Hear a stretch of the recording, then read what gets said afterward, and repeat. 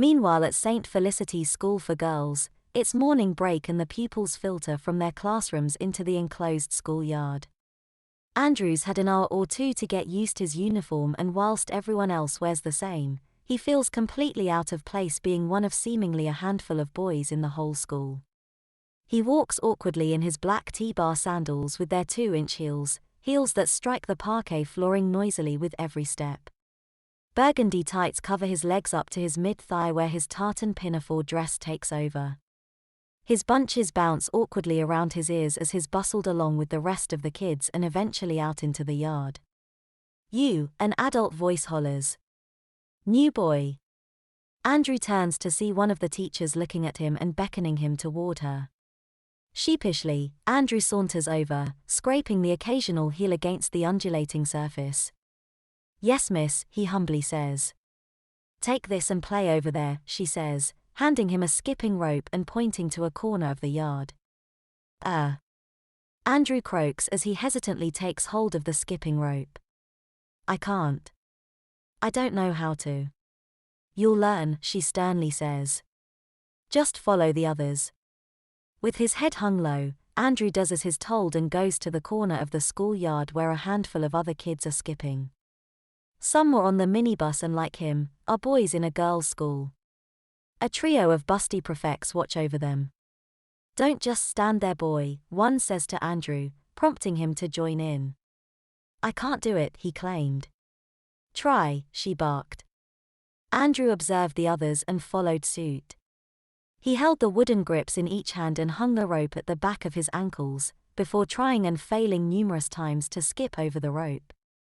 His continued failure was almost as embarrassing as having the prefects snigger at his ineptitude, but neither of these are as embarrassing as the girls' school uniform he was given soon after arrival. The sound of a car horn is quickly followed by a loud whistle. Everyone stops what they're doing and a handful of teachers tell the children to move to one side of the schoolyard. The big iron gates are opened and the school's minibus slowly drives into the yard. Its sliding side door is opened and 2 girls get out. Then, in full view of the entire school, a very timid William is helped out.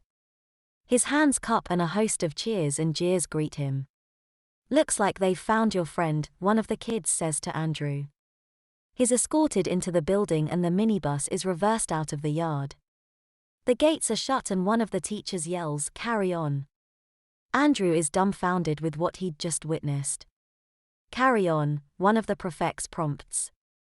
"You're not allowed to just stand around." Andrew replied, before continuing trying and failing to skip.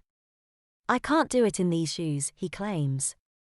"Everyone else can," the prefect retorts, drawing his attention to the other boys who are skipping in the same style of footwear.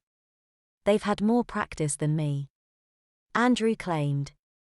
"Well, practice," the prefect barked. "Don't just stand there looking gormless." Andrew hung his head before swinging the rope over and attempting to skip over it. But being unaccustomed to wearing shoes with heels, he daren't jump more than an inch or two. Within a couple of minutes, the school bell rings and brings great relief to Andrew. Everyone filters back inside. The boys who'd been skipping hand their ropes back to the teacher. "I was the same on my first day," one of the boys said to Andrew as they walked 2 by 2 back to class. "Didn't have a clue how to skip," he added. "You'll soon get the hang of it." "Not in these shoes," Andrew replied. "Do we have to do that every break?" "Yeah. If it's not skipping it's hopscotch," the boy replied. "I presume that was your mate they brought in." "Yeah. William," Andrew said. "I can't believe they dragged him in like that." That's what happens if you try to skip a day at St. Flicks.